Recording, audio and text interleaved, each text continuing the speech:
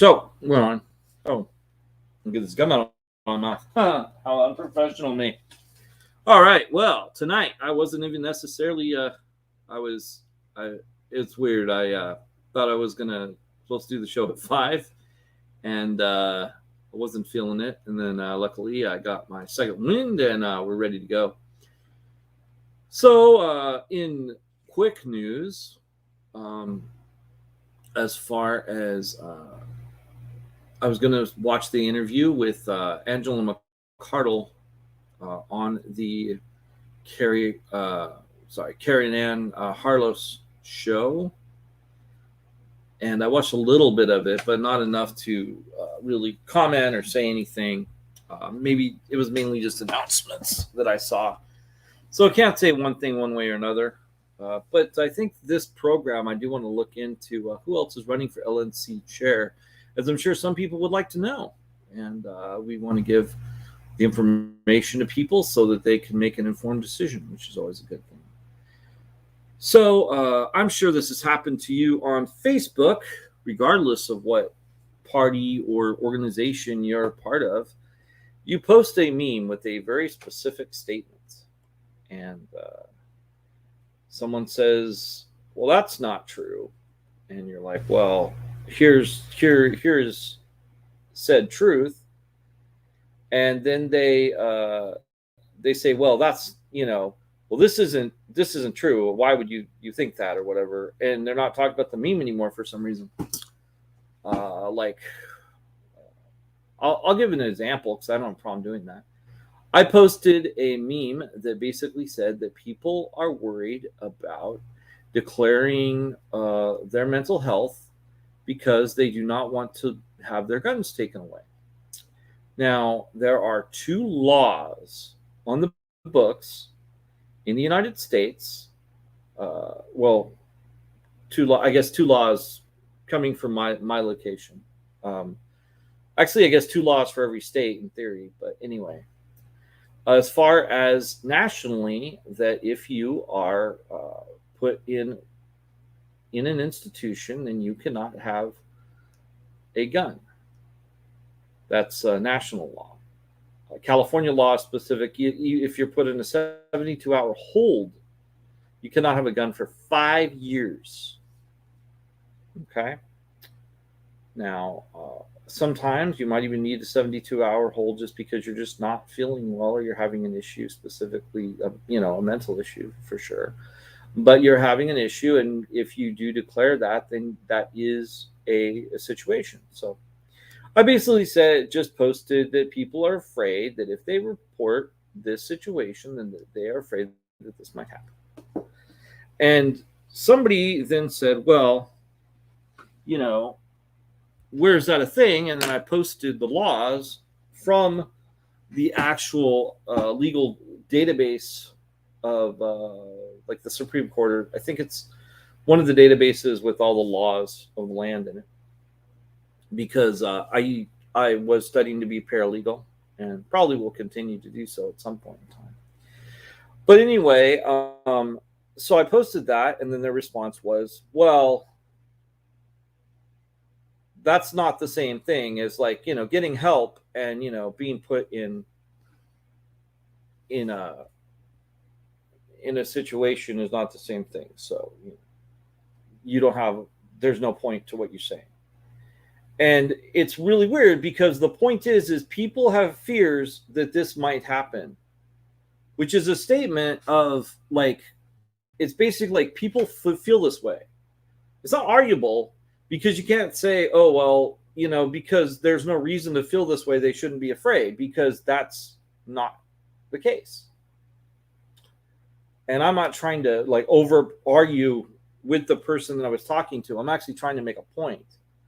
And that point is that a lot of times I find that people do not take things at their face value on Facebook and other social media. You post something on its face. And also, sometimes people post things and they do not understand why you will take it at its face. A good example is this morning I had somebody post a a meme of a restaurant that says we don't discriminate, we let everybody in. And my response was, well, that's good because that's been kind of the policy of 99% of most restaurants for, since at least the 50s, when you know, when sit-ins and such were the case. And basically his post was, well, I'm talking about the jab. I knew he was talking about the jab. I knew he was talking about, getting getting vaccinated. I understood that. And that, we're not going to say that you can't come in because you haven't been vaccinated. And that's a decision for the restaurant, and cool, whatever. But is it discrimination? I don't know. And some people made some points that I was listening to, and then some other people made some points. And this is another point that I don't really enjoy, which is when somebody decides that they need to call you out of your name for some reason, or say you're stupid or something along those lines. I don't listen to those arguments because I don't respect. I stop listening once somebody starts calling me out of my name or saying something because I think differently than them, that I'm thinking I'm stupid. And I will say that this is a tactic that is used a lot by these new libertarians that I see coming in a lot. Where basically it's just automatically like, well, because you don't understand. And it's like, oh, it's not that you don't understand, you're just lying. Or it's a specific way of changing the narrative that I see them doing, and I don't really appreciate it.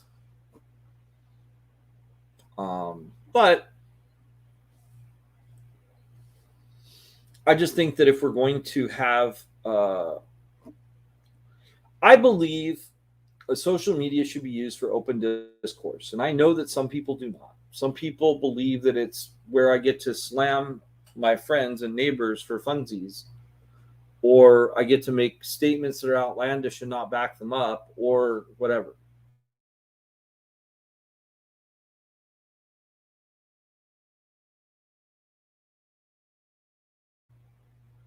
I don't know what just happened, but I come from a Socratic method background, and I am trying to find the truth. Unfortunately, I'm trying to find the truth on Facebook. Might not be the best place to find truth, but it is how I operate. I am saying, okay, so you're saying this. Is that true? Okay, cool. Because I had heard this. Oh, okay. And it's a conversation. I am not trying to win in Facebook or the internet, because it is not something that is worth your time to do. I'm not trying to win. And I think that it is a fool's errand to do so. And so I don't do that.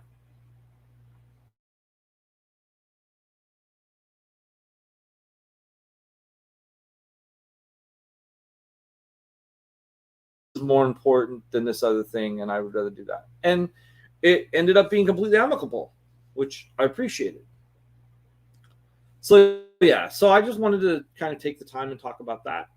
And we're going to get into a little bit of other things. Some of them are going to be looking in the net, so that's going to be a little bit weird, especially since we've gone. I don't know if we've gone off air or it just blacks out or what that is, but I don't like it. So I'm going to. So I want to talk about ferrets, because one of the things that I have tried to help in California with is ferret laws and allowing people to have ferrets. Some people don't know this, but in California, it is illegal to have a ferret. Actually, I think it's to purchase a ferret.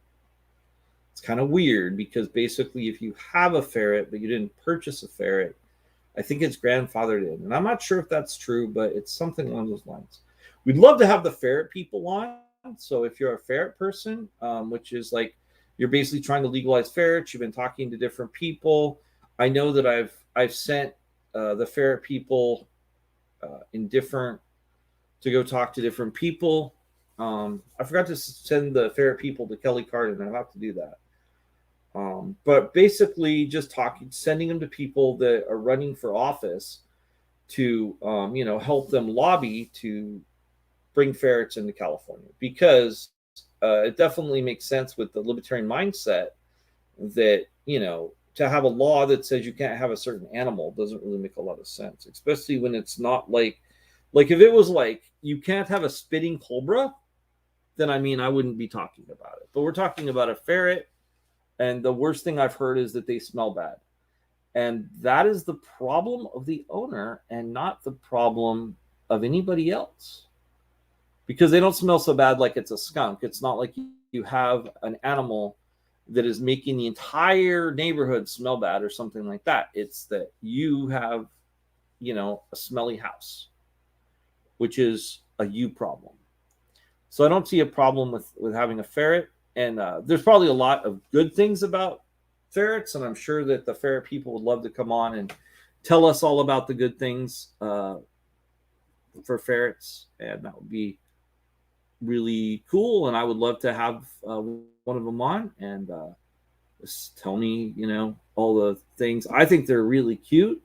I've liked ferrets since my cousin had a ferret, and it came up to me, and I was petting it, and it acted like it looked kind of more like a cat, but it acted more like a dog, because like you could have it fetch, and it was really small, and it was so it was compact, and then it was just like really fuzzy, and it was just a really cool little thing to actually be able to be around. And I was pretty jazzed about it, and now I've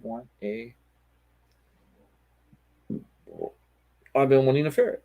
Of course, I want a panda bear too, but I'm not trying to get panda bears allowed in California. I know that they're extinct, and that's probably too far. There's other animals that I want that, most people are like, no, Frank, that might sound cute, but they're also killing machines. Like, I want a polar bear, but in California, it's very hot.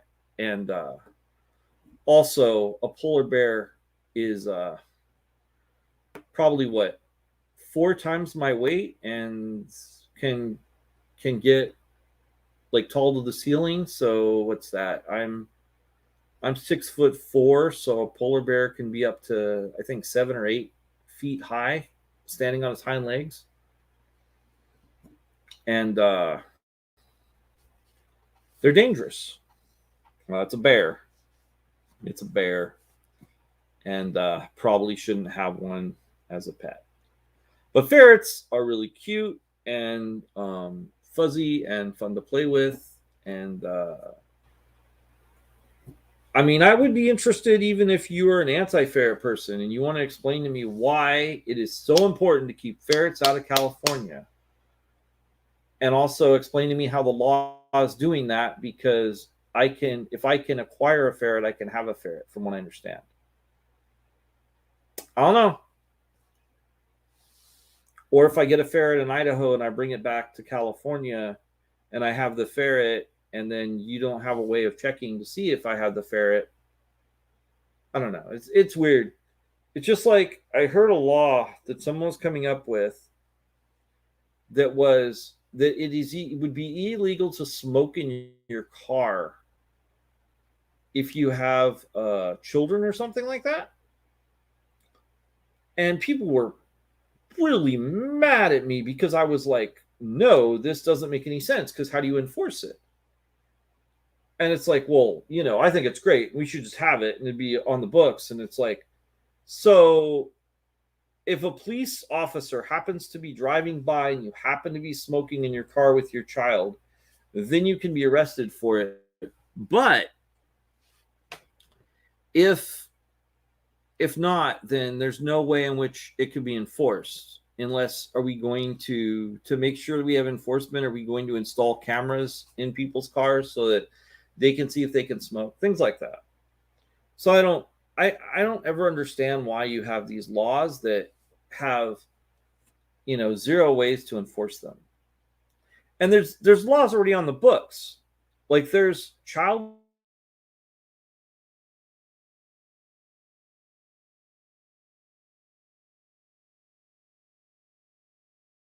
it's totally possible to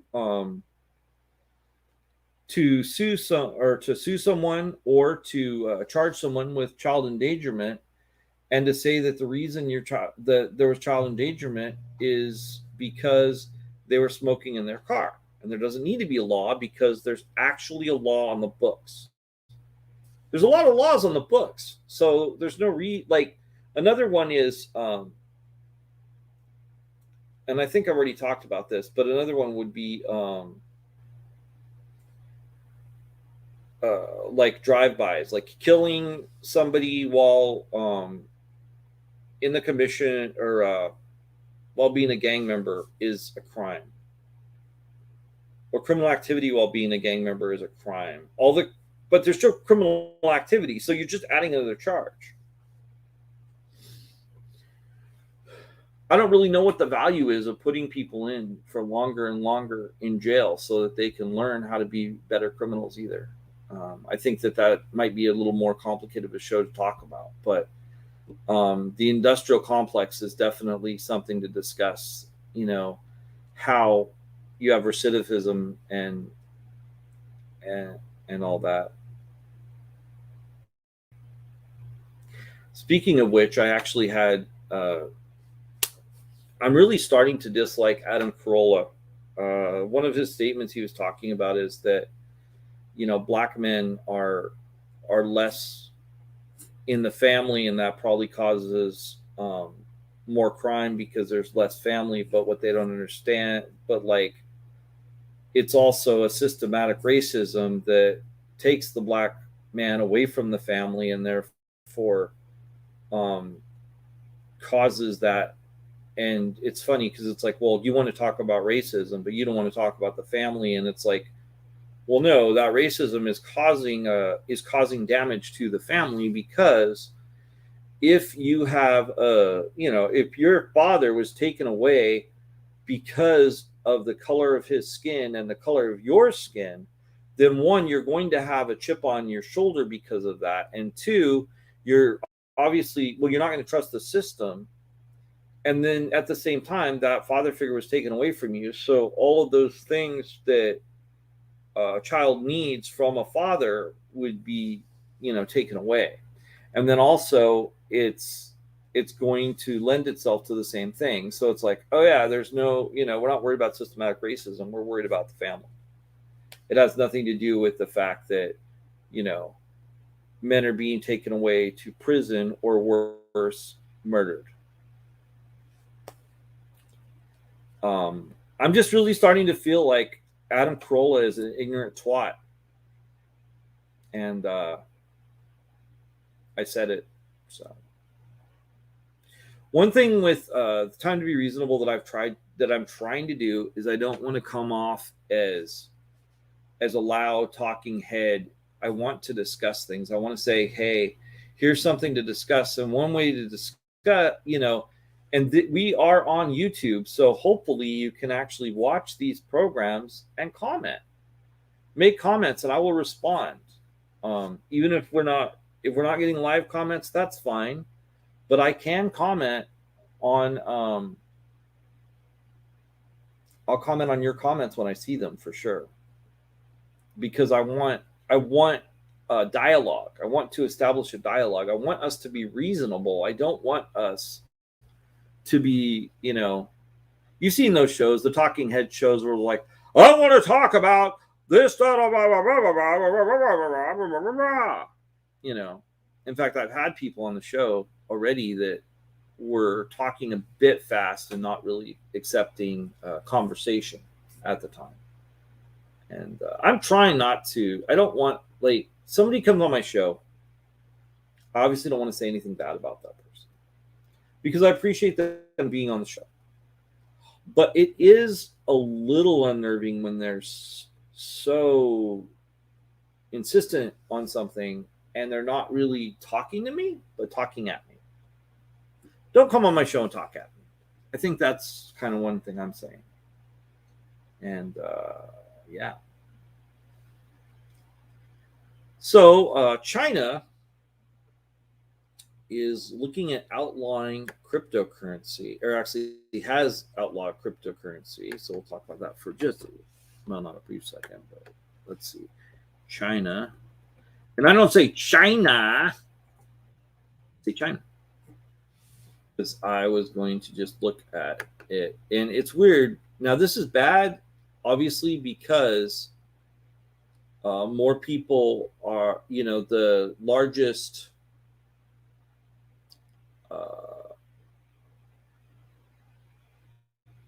China is the largest country per capita of people. Like they have the huge, the largest amount of people. And so, and this is from the BBC, which is always good, I think. And so obviously this is a big thing because that means that if you're trying to do a transaction with China or with a Chinese person or Chinese resident, you're not going to be able to because they're not accepting it at the moment. I'm trying to find it. It's not. China declares all cryptocurrency transactions illegal. And by the way, this is Bitcoin. Virtual currency related business activities are illegal financial activities. The People's Bank of China said, warning it seriously endangers the safety of people's assets. China is one of the world's largest cryptocurrency markets. Fluctuations there often impact the global price of cryptocurrencies. And because of this, the price of Bitcoin fell by more than $2,000 or 1,460 pounds in the wake of the Chinese announcement. It is the latest in Chinese national crackdown on what it says as a volatile speculative investment at best and a way to launder money at worst. I get that.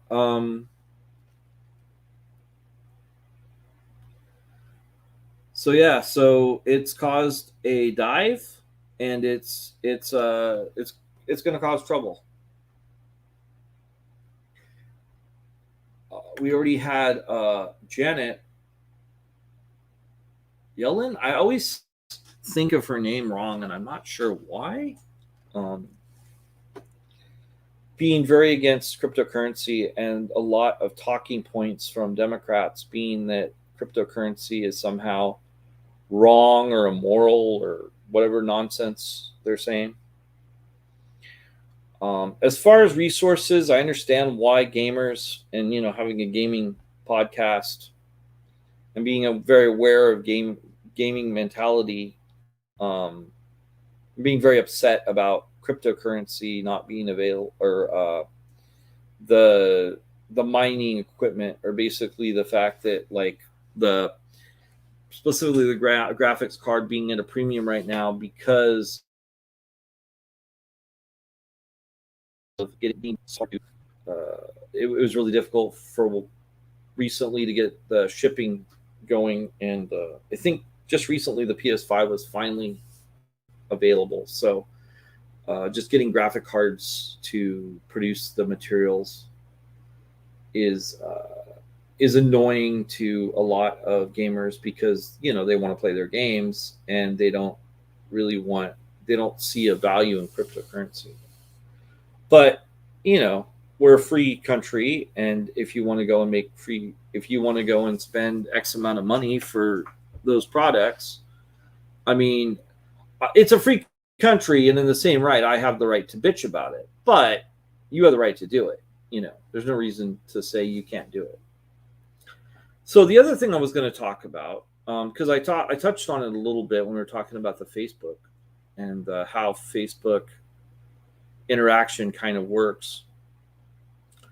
And one of the things I was going to discuss is that it is kind of, in my mind, not great that people with mental issues aren't allowed to have firearms. And I know some people are going to be like, well, if you're but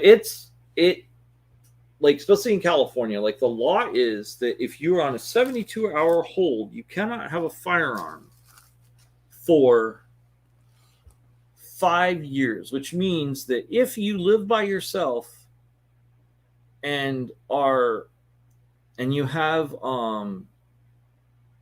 and let's say you just we're on a 72-hour hold, and then you go back to living your life and you want to protect yourself, you cannot. I don't think that's right. And I don't know. I know some people are going to disagree with me on that, and that's fine. Because I'm not sitting there saying that the guy that's just the guy or woman that's got 15 diagnoses should have an arsenal. And that's where Facebook gets really weird, because it'll be like, oh, you're saying it's like, no, I'm not saying that they should necessarily have an arsenal. I'm saying that somebody who was in a bad situation, like for instance, I'll give you a scenario. Let's say you have somebody who is poor and they don't live in a very good area, and let's say they have a stress breakdown. It's a thing that can happen, and they just don't know what's going on. And when they ask them, well, do you feel like you could hurt yourself or others? It's like, I don't know where I am right now. I just don't know. It's like, oh, well, maybe we should put you on a 72-hour hold. Then you go back to your area that you live in that may not be super safe, because, like I said, you're poor, so you live in a poor part of town, and you want to defend yourself, and you know that people will break into your place because let's say there's a considerable amount of various addicts around, and they will take what's not nailed down. And so a discourager, a small arm, is necessary. But you can't have that small arm because you were on a 72-hour hold because you were stressed, because you were poor and in a bad neighborhood. And that's the kind of thing that concerns me. And that's when I'm like, okay. That's why I've always been in favor of laws in a case-by-case basis and not just blanket laws. Like, what is the specifics of this case, as opposed to this is what we have set down and this is the way it should go. Anyway, these are my thoughts, and thanks for taking the time as on this Friday to come and listen to us, or listen to me. Sorry, don't have a mouse in my pocket. But to this, to my podcast, and or I guess it's a YouTuber thing, YouTube video, vlog, I don't know. Whatever you want to call it, it's time to be reasonable. Thank you for giving me the time. Have a nice night and a pleasant weekend.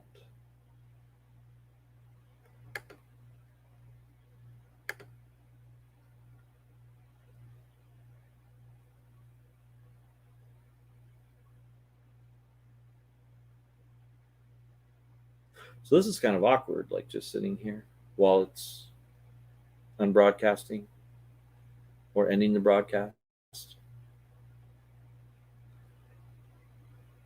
So if you're listening and you didn't stop it when I pretty much said bye, and it's doing this problem again where it won't. Oh, it's weird. It's having trouble connecting, so it's having problems disconnecting the broadcast, which is really weird. Yeah, it's having problems. Oh my gosh.